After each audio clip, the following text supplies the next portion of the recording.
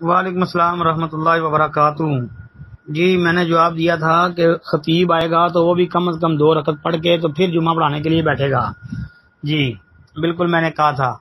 اب جو بات آپ کہہ رہے ہیں جی کئی لوگ کہتے ہیں، کئی لوگوں کو چھوڑ دیں، رسول اللہ صلی اللہ علیہ وسلم کا فرمان جو ہے وہ حکم عام ہے۔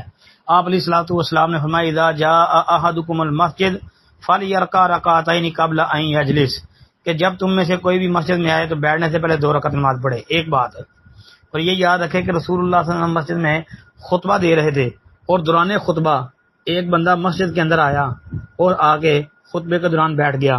نبی علیہ الصلوۃ والسلام نے اس کو پوچھا تھا کہ کیا تم نے 2 رکعتیں پڑھی ہیں؟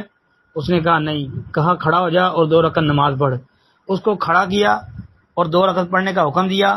پھر نبی علیہ الصلوۃ والسلام نے یہ ارشاد فرمایا کہ آج کے اسی وقت فرما دیا کہ اب تم میں سے جو بھی مسجد میں آئے، خطیب خطبہ دے رہا ہو تو بیٹھنے سے پہلے 2 رکعت پڑھ کے بیٹھو۔ ایک بات۔ دوسرے نمبر پر یہ حکم عام آ گیا کہ جب تم میں سے کوئی مسجد میں آئے تو بیٹھنے سے پہلے 2 رکعت پڑھو، تو یہ حکم ہے جی۔ جمعے کے دوران بھی اگر کوئی آئے گا تو 2 پڑھ کے بیٹھے گا۔ اگر ویسے مسجد میں بندہ آئے، جمعہ نہیں ہے، تو پھر بھی وہ 2 رکعت پڑھ کے بیٹھے گا۔